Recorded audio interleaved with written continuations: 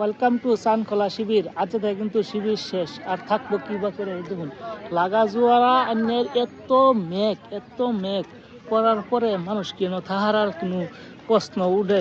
মানে আমরা হ্যাঁ বালা বালা ঘর থাকে আমরা থাকতে পারি না, আর মানুষের বন্ধের মধ্যে বুড়ো ক্ষেতের মধ্যে মানুষের কিবা থাকবে।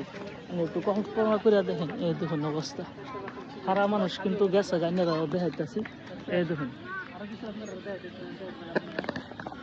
এই দুন অবস্থা, মানুষ সব ডুরা কিন্তু সব ভাঙ্গা সব গেছে গা।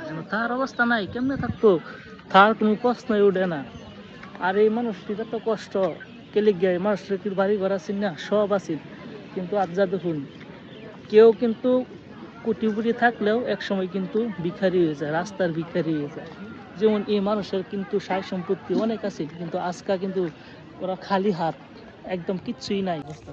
তো এই মেঘের লেগে কিন্তু শিবির রাজ্যা বাইঙ্গা সব গেছে গায়ে দেখুন, সব খালি হয়ে গেছে, কয়েকটা ডুরা আছে মাত্র। এরাও হতেও যাইব গা 2 দিন আগার পাস, কিন্তু তার কোনো প্রশ্নই উঠে না। ততবার ভিডিওটা শেয়ার করে দিবেন।